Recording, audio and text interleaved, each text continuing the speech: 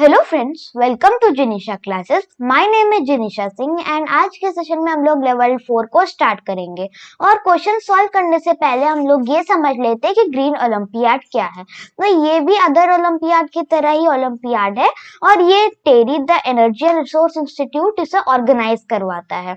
और ये offline mode में ये एग्जामिनेशन होती है और इससे पहले ये ऑनलाइन भी हुआ करती थी। और मीडियम ऑफ एग्जामिनेशन देखें तो ये ओनली इंग्लिश लैंग्वेज में होती है। और ये ग्रीन ओलंपियाड भी टू टाइप्स के होते हैं, एक तो ग्रीन ओलंपियाड है और GP4 यूथ। GP4 यूथ होता है कॉलेज स्टूडेंट्स के लिए और green olympiad 4th to 12th class के स्टूडेंट्स के लिए होता है, स्कूल स्टूडेंट्स के लिए। और इसमें कोई भी नेगेटिव मार्किंग नहीं है। और ये जो ग्रीन ओलंपियाड है इसे 4 लेवल्स में क्लासिफाई किया गया है। तो level 1 4th and 5th class, level 2 6th 7th and 8th class, level 3 9th and 10th class and level 4 11th and 12th class. Friends, हमने इससे पहले लेवल 1 2 and 3 सॉल्व कर लिया है, तो आज के सेशन में हम लोग लेवल 4 को स्टार्ट करेंगे। So let's move on question part. Question number 151. Which of the following animal is currently classified as critically endangered? तो आपको ये जो नीचे 4 ऑप्शंस दिख रहे होंगे, तो इन्हीं ऑप्शंस में से हमें बताना है कि कौन सा ऐसा एनिमल है जो कि क्रिटिकली इंडेंजर्ड है। तो इस क्वेश्चन को सॉल्व करने से पहले IUCN रेड लिस्ट की कैटेगरीज को थोड़ा समझ लेते हैं। तो IUCN रेड लिस्ट की कैटेगरीज में आपको extent and wild, critically endangered, vulnerable, near threatened and least concern जैसी कैटेगरीज आपको मिल जाएंगी। तो चलिए एक एक करके इन सभी कैटेगरीज को समझते हैं। एक्सटेंट मतलब जिनको 50 सालों से अभी तक कहीं ऑब्जर्व नहीं किया गया और उसे देखा भी नहीं गया है, तो ये हो जाएगा एक्सटेंट, यानी ये खत्म हो चुके हैं। एक्सटेंट इन वाइल्ड यानी इनकी जो पॉपुलेशन है बहुत बहुत बहुत कम हो गई है। इतनी कम हो गई है कि इनकी जो एक 2-3 जो इनकी स्पीशीज बची है, तो इनको भेज दिया जाता है जू में, केयर सेंटर्स में इनकी देखभाल के लिए। इन्हें अपने उनके जंगल से हटा दिया जाता है। और क्रिटिकली इंडेंजर्ड मतलब ऐसे एनिमल जिनके 10 इयर्स में 90% पॉपुलेशन घट चुकी है। इंडेंजर्ड पे आए, इंडेंजर्ड ऐसी स्पीसीज होती हैं जो कि 90% इनकी पॉपुलेशन इन 10 सालों में घट चुकी है। वही वल्नरेबल में 10 साल में इनकी 50% पॉपुलेशन खत्म हो चुकी होती है, तो उनको वल्नरेबल कैटेगरी में डाल दिया जाता है। और नियर थ्रेटेंड यानी कि जैसे कि इसके नाम से ही पता चल रहा है, नियर थ्रेटेंड यानी ये जो थ्रेटेंड कैटेगरी है, क्रिटिकली इंडेंजर्ड एंड वल्नरेबल, ये इनमें आ सकती है अगर इसके अच्छे से केयर नहीं की गई तो। लीस्ट कंसर्न यानी ये लो रिस्क पर है, ये क्रिटिकली इंडेंजर्ड जितने रिस्क पर नहीं है। तो हमने अभी इस क्राइटेरिया को समझा। तो हमसे इस क्वेश्चन में ये पूछा जा रहा है कि कौन सा एनिमल क्रिटिकली इंडेंजर्ड है। तो मतलब ऐसे एनिमल जिनके 10 ईयर में 90% पॉपुलेशन घट चुकी है। तो option number A Asian elephant, option number B black rhino, option number C fin whale, option number D giant pandas. जिसका करेक्ट ऑप्शन है option number B black rhinoceros. ये जो ब्लैक राइनोस हैं, इनका जो अभी करंट स्टेटस देखा जाए तो ये क्रिटिकली इंडेंजर्ड है। तो ये जो ऑप्शन में और भी एनिमल्स दिए हुए हैं, तो इनका भी थोड़ा स्टेटस डिस्कस कर लेते हैं। एशियन एलिफेंट ये अभी इंडेंजर्ड स्पीसीज है। अगर इसी की जगह अफ्रीकन एलिफेंट होता तो ये क्रिटिकली इंडेंजर्ड हो जाता। फिनवेल की जो पहले स्टेटस देखे तो वो इंडेंजर्ड हुआ करता था, पर इसकी अब थोड़ा स्टेटस अच्छा हो गया और ये इंडेंजर्ड से वल्नरेबल में शिफ्ट हो गया है। जायंट पैंडा की भी अभी सेम स्टेटस है, वल्नरेबल। इसका correct option number B black rhinos. Now let's move on question number 152. Which of the following region has the highest concentration of biodiversity? तो जैसा कि आपको पता होगा कि हमारा अर्थ को डिफरेंट जोन्स में डिवाइड किया गया है, तो उन जोन्स में हमें बताना है कि सबसे ज्यादा बायोडाइवर्सिटी किस जोन में पाई जाती है। तो सबसे पहले इन जोन्स को थोड़ा समझते हैं। तो जैसा कि आपको पता होगा कि हमारे अर्थ के बीच में से एक इमेजिनरी लाइन जाती है और जिसका नाम इक्वेटर है। तो इक्वेटर हमारे अर्थ को northern hemisphere and southern hemisphere में डिवाइड करती है। और ये जो इक्वेटर है, इक्वेटर के आसपास 2 लाइन होती हैं। एक तो सबसे पहला होता है tropic of cancer and second one is tropic of capricorn. Tropic of cancer से लेकर आर्टिक सर्कल तक होता है टेम्परेट जोन नदर हेमिस्फीयर का, एंड ट्रॉपिक ऑफ कैप्रिकॉर्न से लेकर अंटार्कटिक सर्कल तक होता है टेम्परेट जोन साउथ हेमिस्फीयर का।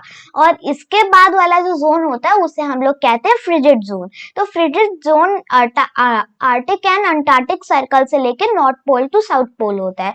तो आर्टिक सर्कल से लेकर सदर्न पोल से तक हो जाएगा फ्रिजिड जोन सदर्न हेमिस्फीयर का। तो इनमें से बताना है कि कौन से रीजन में सबसे ज्यादा बायोडाइवर्सिटी पाई जाएगी। ऑप्शन नंबर ए टेम्परेट जोन। टेम्परेट जोन, तो टेम्परेट जोन पे अर्थ पे डायरेक्ट हीट सन की नहीं जा पाती है, तो सन की डायरेक्ट हीट नहीं जा पाती है, तो इसी वजह से वहां पे ज्यादा रेन नहीं होती क्योंकि वाटर इवेपोरेशन कम होता है वहां पे। तो यहाँ पे ज्यादा बायोडाइवर्सिटी नहीं पाई जाती as compare to other zones. And tropical zone, tropical zone में रेन फॉरेस्ट होते हैं। रेन फॉरेस्ट इस वजह से होते हैं क्योंकि वहां पे सन की हीट डायरेक्ट आती है, तो वाटर का इवापोरेशन ज्यादा होता है। तो वाटर का इवापोरेशन ज्यादा होता है तो क्लाउड्स का फॉर्मेशन होगा और उससे वहां पे रेन भी ज्यादा होगी। तो रेन की वजह से यहाँ पे रेन फॉरेस्ट भी मिलते हैं। तो जैसा कि आपको पता होगा कि रेन फॉरेस्ट में ये बायोडाइवर्सिटी बहुत ज्यादा पाई जाती है। इसका करेक्ट ऑप्शन हो जाएगा option number D, tropical regions. Question number 153. The Amazon rainforest is a vast biome that spans dash rapidly developing countries in South America. तो साउथ अमेरिका में अमेजोन रेन फॉरेस्ट बहुत बड़ा पार्ट कवर करता है। तो हमें ये बताना है कि अमेजोन रेन फॉरेस्ट कितनी कंट्रीज में फैला हुआ है। तो सबसे पहले देख लेते हैं इसका लोकेशन। जो अमेजोन रेन फॉरेस्ट है ये साउथ अमेरिका के नॉर्दर्न पार्ट में है और ये नॉर्दर्न पार्ट में ये टोटल 9 कंट्रीज में फैला हुआ है। तो चलिए उन कंट्रीज के नाम देख लेते हैं।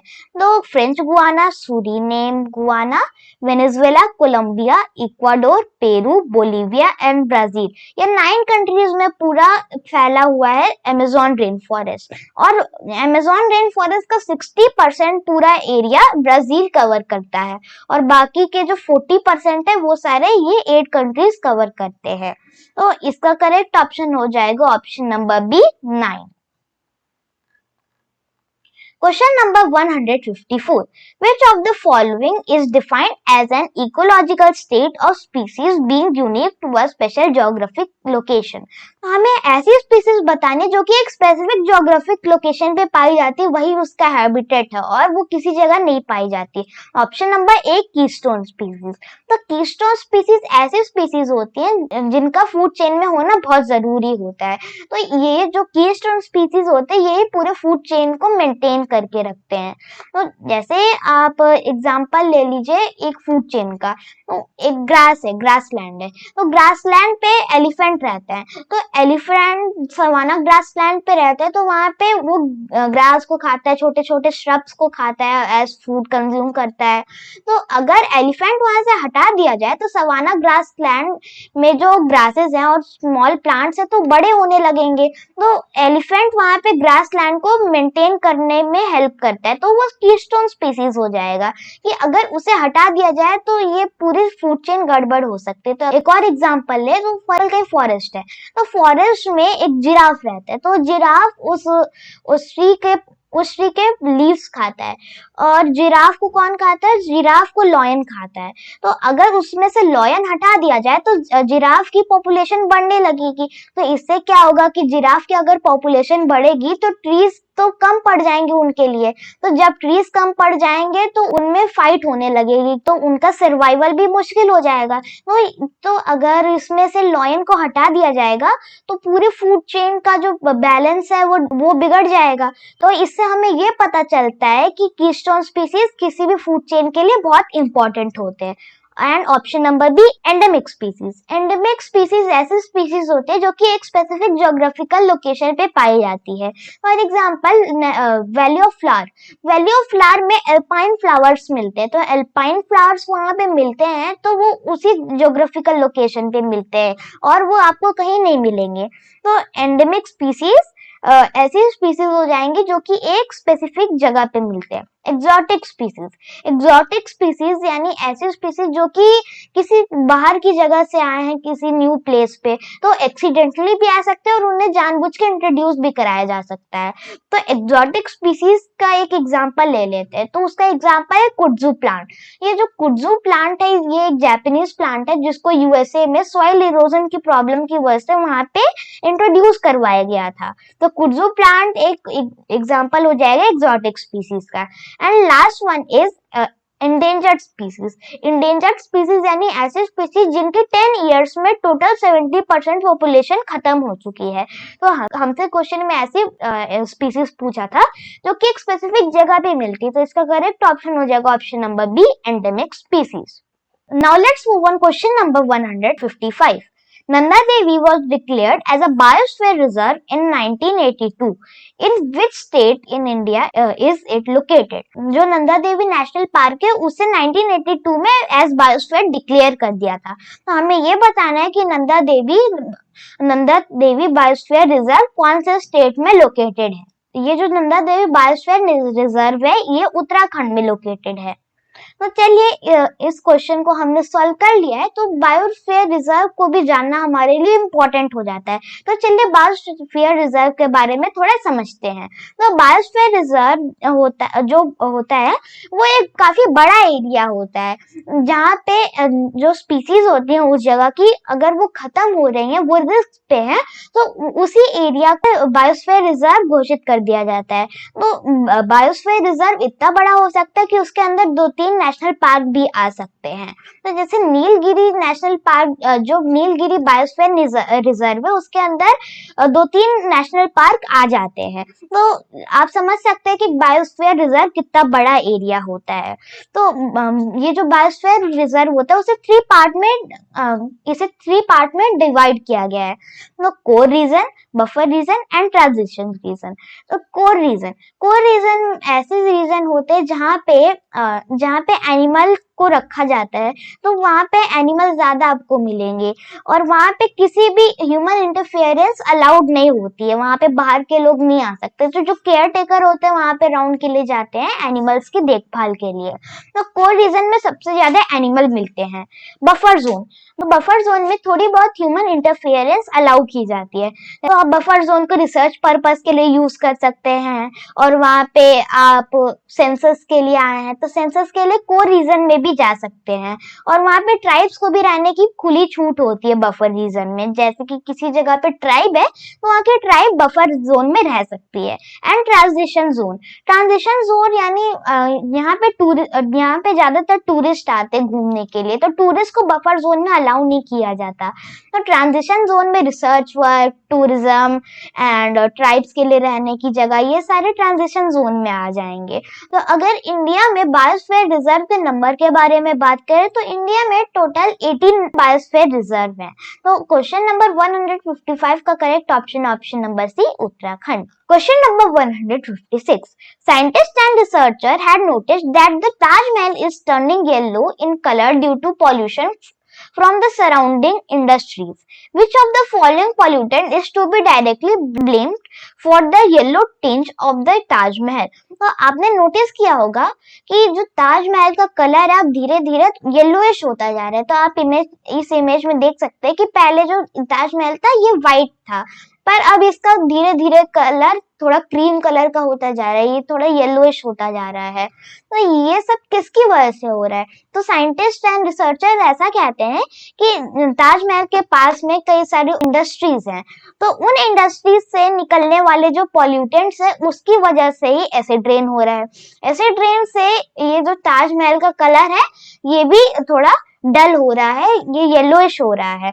तो हमें ये बताना है कि ऐसा कौन सा पॉल्यूटेंट है जिसको हम डायरेक्टली ब्लेम कर सकते हैं ताजमहल के येलो कलर के लिए। तो option number A, carbon dioxide. Option number B, sulphur dioxide. Option number C, nitrogen dioxide. Option number D, carbon monoxide. तो इसका करेक्ट ऑप्शन है option number B, sulphur dioxide, जिसे हम लोग शॉर्ट में सॉक्स भी कहते हैं। तो जैसा कि आपको पता होगा कि एसिड रेन करवाने वाले 2 मेजर पॉल्यूटेंट्स होते हैं, फर्स्ट इज सल्फर डाइऑक्साइड जिसे हम शॉर्ट में सॉक्स कहते हैं एंड नाइट्रोजन डाइऑक्साइड जिसे हम शॉर्ट में नॉक्स कहते हैं। पर इनमें से भी ज्यादा जो इफेक्टिव है ताजमहल के येलो कलर के लिए तो ये है सल्फर डाइऑक्साइड। इसका correct option option number B. Question number 157. Pollutant that are released directly into the atmosphere and cause pollution are called primary pollutant. Which of the following is not an example of primary pollutant? तो primary pollutant क्या होते हैं? ये primary pollutant ऐसे pollutant होते हैं जो कि एटमॉस्फेयर में डायरेक्टली रिलीज हो जाते हैं और जिनके साथ कोई रिएक्शन नहीं हुआ है। तो हमें बताना है कि इन ऑप्शंस में से कौन सा प्राइमरी पॉल्यूटेंट नहीं है। तो ऑप्शन नंबर ए स्मोक। स्मोक तो प्राइमरी पॉल्यूटेंट है क्योंकि गाड़ियों में से जो स्मोक निकलता है वो प्राइमरी पॉल्यूटेंट का एग्जांपल हो गया क्योंकि उसके साथ बाहर इन्वायरमेंट में कोई अभी रिएक्शन नहीं हुआ है। डस्ट डस्ट भी प्राइमरी पॉल्यूटेंट है क्योंकि ये भी स्मोक के साथ ही निकलता है, तो ये डस्ट भी हो गया एग्जांपल प्राइमरी पॉल्यूटेंट का। फोटोकेमिकल स्मोक प्राइमरी पॉल्यूटेंट का एग्जांपल नहीं है। जो इंडस्ट्रियल वेस्ट एयर में छोड़ दिया जाता है और ऑटोमोबाइल्स में से जो गैस निकलते हैं तो वही वो होते हैं प्राइमरी पॉल्यूटेंट। अब ये जो फोटोकेमिकल स्मॉग होता है तो ये जब इन्वायरमेंट में जो ये सनलाइट होती है तो उसकी रेडिएशन के साथ रिएक्ट करके बना लेता है फोटोकेमिकल स्मॉग, तो ये हो गया सेकेंडरी पॉल्यूटेंट। तो क्वेश्चन नंबर 157 का करेक्ट ऑप्शन हो जाएगा option number C photochemical smog. तो चलिए फोटोकेमिकल स्मॉग को थोड़ा डिटेल में समझते हैं। तो ये जो फोटोकेमिकल स्मॉग होता है ये प्राइमरी पॉल्यूटेंट से बना होता है। तो गाड़ियों में से नाइट्रोजन ऑक्साइड, सल्फर ऑक्साइड और हाइड्रोकार्बन, कार्बन मोनोऑक्साइड इस तरह के हार्मफुल गैसेस निकलते हैं। तो ये हार्मफुल गैसेस जब इन्वायरमेंट में जाते हैं तो सनलाइट की जो रेडिएशन होती है, उसकी जो रेज होती है सनलाइट की, उसके साथ रिएक्ट कर लेते हैं। तो रिएक्ट करने के बाद ये बनाते हैं फोटोकेमिकल स्मॉग। फोटोकेमिकल स्मॉग ये जो होता है ये थोड़ा ब्राउनिश कलर का होता है और ये विजिबिलिटी कम कर देता है। तो अगर इसके कुछ नुकसान देखें तो इसके वजह से हेल्थ रिलेटेड इश्यूज भी हो जाते हैं, जैसे lungs disease and I irritation जैसे प्रॉब्लम्स हो सकते हैं। और ये ज्यादातर ऐसी जगह पे होते हैं जहाँ पे सन की डायरेक्ट रेज आ रही है। ये ज्यादातर ट्रॉपिकल जोन्स में होते हैं और जैसे ये और इसमें भी ये समर सीजन में होता है। समर सीजन में क्योंकि सन ज्यादा निकलता है, तो अगर कुछ मेजर सिटीज देखें तो जैसे Los Angeles, Mexico City, Beijing, Sydney, इन सिटीज में फोटोकेमिकल स्मॉग जनरली देखा जाता है। क्वेश्चन नंबर 157 का करेक्ट ऑप्शन है option number C photochemical smog. Now let's move on question number 158। Nitrogen is the most abundant gas in our atmosphere. The percentage of the atmosphere constituted by nitrogen is, हमारे जो atmosphere में जो air है, gas है, तो उसमें सबसे ज्यादा नाइट्रोजन ही होता है। तो हमारे एयर में कितना परसेंट नाइट्रोजन है? तो इसका करेक्ट ऑप्शन है ऑप्शन नंबर डी 78%। तो और ये जो और भी गैसेस है इनके बारे में भी पढ़ लेते हैं कि इनका परसेंटेज कितना है। तो ऑक्सीजन अराउंड 21% है। तो ऑक्सीजन का क्या परसेंटेज हो गया? 21%। एंड ऑर्गन का परसेंट होता है 0.9। अगर कार्बन डाइऑक्साइड का अगर परसेंटेज देखें तो ये है 0.04। तो पहले 0.03 था पर अपडेटेड डेटा के हिसाब से अब ये 0.04 हो गया है। तो क्वेश्चन नंबर 158 का correct option option number D 78%। Question number 159. It is compulsory for all vehicles to have catalytic converter installed in order to reduce vehicle emission. Which of the following statement gives most accurate functioning of catalytic converter? ये कैटलिक converter क्या होता है? Catalytic converter तो tell pipe emission होता है। Tell pipe emission यानी जो vehicles में से एमिशन होता है तो उसको ये थोड़ा कम करने के लिए कैटलिक कन्वर्टर को लगाया जाता है। तो कैटलिक कन्वर्टर को गाड़ी के साइलेंसर में लगाया जाता है। अगर इसे गाड़ी में लगाया जाएगा तो इसमें से जो हार्मफुल पॉल्यूटेंट्स होते हैं गाड़ियों में से जो निकलते हैं, तो अगर उसमें हम कैटलिक कन्वर्टर लगाते हैं तो उससे उसका जो हार्मफुलनेस है वो थोड़ा लेस हो जाता है। तो चलिए कैटलिक कन्वर्टर को थोड़ा डिटेल में समझते हैं। तो इस टाइप का कुछ देखने में होता है कैटलिक कन्वर्टर। तो कैटलिक कन्वर्टर भी टू टाइप्स के होते हैं, two way catalytic converter and three way catalytic converter. तो सबसे पहले टू वे कैटलिक कन्वर्टर को समझते हैं। तो ये टू वे कैटलिक कन्वर्टर इस वजह से इसका नाम है क्योंकि ये टू गैसेस के साथ डील करता है। First one is carbon monoxide and second one is hydrocarbons. तो इस कैटलिक कन्वर्टर के अंदर जाएंगे हाइड्रोकार्बन्स एंड कार्बन मोनोऑक्साइड। तो आप समझ रहे होंगे कि ये कितना हार्मफुल होते हैं। जब एक कैटलिक कन्वर्टर के अंदर जाएंगे तो ये कार्बन मोनोऑक्साइड अच्छे से उसका कंबशन करके ये बन जाएगा कार्बन डाइऑक्साइड एंड हाइड्रोकार्बन बन जाएगा वाटर वेपर। तो ये कार्बन मोनोऑक्साइड कार्बन डाइऑक्साइड बन जाएगा एंड हाइड्रोकार्बन वाटर वेपर। तो ये बन के ये लोग निकल जाएंगे कैटलिक कन्वर्टर से। तो इससे क्या होगा कि ये जो पहले डायरेक्टली रिलीज हो रहे थे कार्बन मोनोऑक्साइड हाइड्रोकार्बन, तो ये सारे अब लेस हार्मफुल हो गए कैटलिक कन्वर्टर लगाने की वजह से। तो ये होता है two way catalytic converter. Two way catalytic converter इस वजह से क्योंकि ये टू गैसेस के साथ डील करता है। एंड चलिए थ्री वे कैटलिक कन्वर्टर को समझते हैं। तो जैसा कि टू वे में टू गैसेस के साथ ट्रीटमेंट होता है, तो थ्री वे में थ्री गैसेस के साथ होता है ट्रीटमेंट। तो नॉक्स यानी nitrogen dioxide nitrogen dioxide, carbon monoxide and hydrocarbon से थ्री गैसेस होते हैं। तो इसमें न्यू गैस ऐड हो गई है नाइट्रोजन डाइऑक्साइड। तो नाइट्रोजन डाइऑक्साइड जो जितने भी गाड़ियों में से पॉल्यूटेंट्स निकलते हैं, तो उसमें सबसे ज्यादा जो हार्मफुल पॉल्यूटेंट होता है वो नाइट्रोजन डाइऑक्साइड ही होता है। तो जब इस कैटालिटिक कन्वर्टर के अंदर ये जब जाएगा तो नाइट्रोजन डाइऑक्साइड जो है ये नाइट्रोजन बन जाएगा और फिर वही सेम प्रोसेस रिपीट होगा। तो ये कार्बन मोनोऑक्साइड बन जाएगा कार्बन डाइऑक्साइड एंड हाइड्रोकार्बन्स बन जाएंगे वाटर वेपर। तो नाइट्रोजन फिर nitrogen carbon dioxide and water vapour इसके बाहर से निकलेगा। तो ये जो थ्री वे कैटलिक कन्वर्टर होता है वो ज्यादा अच्छा होता है क्योंकि इसमें जो सबसे हार्मफुल वाला होता है नाइट्रोजन डाइऑक्साइड, ये इसके साथ भी डील करता है। तो हमसे क्वेश्चन में ये पूछा गया था कि इन फंक्शंस में ये जो ऑप्शंस दिए हुए हैं इनमें से कौन सा ऑप्शन सबसे ज्यादा कैटलिक कन्वर्टर के फंक्शन को डिफाइन करता है। तो option number A, convert nitric oxide into nitrogen gas. Option number B, convert carbon monoxide into carbon dioxide. Option number C, converts unburned hydrocarbon into water vapour and carbon dioxide.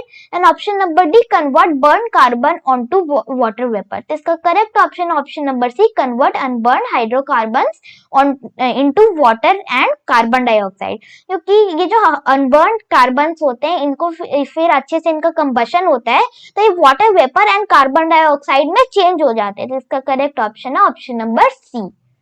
आज के session का हमारा last question है question number 160। The government of India has instituted Bharat Stage BS emission regulation norms and standards to reduce and regulate the output of air pollution from the compression ignition engine and spark ignition engine equipments, including motor vehicles. Which stage are we currently in? तो हमारी government of India ने Bharat stage emission regulation norm को introduce किया था। तो इसे इस वजह से इंट्रोड्यूस किया गया था क्योंकि ये जो व्हीकलर जो एमिशन होता है कार्बन मोनोऑक्साइड और अभी हमने कैटलिक कन्वर्टर वाले में समझा था इन सभी एमिशंस को, तो इन सबको कम करने के लिए रेगुलेट करने के लिए ये Bharat stage emission regulation norm हमारी गवर्नमेंट ने स्टार्ट किया था। ये जो भारत स्टेज इमिशन स्टैंडर्ड्स है इनको नंबरिंग में डाला गया, जैसे BS1, BS2, BS3, BS4, BS6। तो आप सोचे होंगे इसमें BS5 कहाँ चला गया, तो अभी चलिए इसको थोड़ा समझते हैं। ये जो आपको नंबरिंग्स दिख रही हैं तो इनके हिसाब से इंजन को अपग्रेड किया गया है। ये जो भारत स्टेज इमिशन स्टैंडर्ड्स हैं ये यूरो स्टैंडर्ड्स के रेफरेंस पे चलता है। यूरो 6 जो था इसे 2014 में ही लॉन्च कर दिया गया था। तो अगर हम लोग BS5 ला जाते तो डिले हो जाता बहुत, तो इसी वजह से हमने BS5 को स्किप करके BS6 पे काम करना स्टार्ट किया। तो BS6 में भी 2 फेजेस है, फेज 1 एंड फेज 2। तो हमें बताना है कि अभी हम करंट कौन से फेज में चल रहे हैं। तो इसका करेक्ट ऑप्शन है ऑप्शन नंबर बी, फेज 2। तो फेज 1 2020 में लॉन्च हुआ था एंड फेज 2 2023 में लॉन्च हुआ था। तो क्वेश्चन नंबर 160 का करेक्ट ऑप्शन है ऑप्शन नंबर बी। फ्रेंड्स, ये था आज का हमारा सेशन और आज के सेशन में हमने लेवल 4 के 10 क्वेश्चन सॉल्व किए हैं एंड नेक्स्ट सेशन में हम लोग इसके आगे के जो रिमेनिंग क्वेश्चंस हैं उनको सॉल्व करेंगे। और हाँ, अगर आपको हमारा वीडियो पसंद आया हो तो हमारे वीडियो को लाइक करें और अगर आप चैनल पे नए हो तो चैनल को सब्सक्राइब भी जरूर करें। मिलते हैं नेक्स्ट सेशन में। Till then bye bye and take care.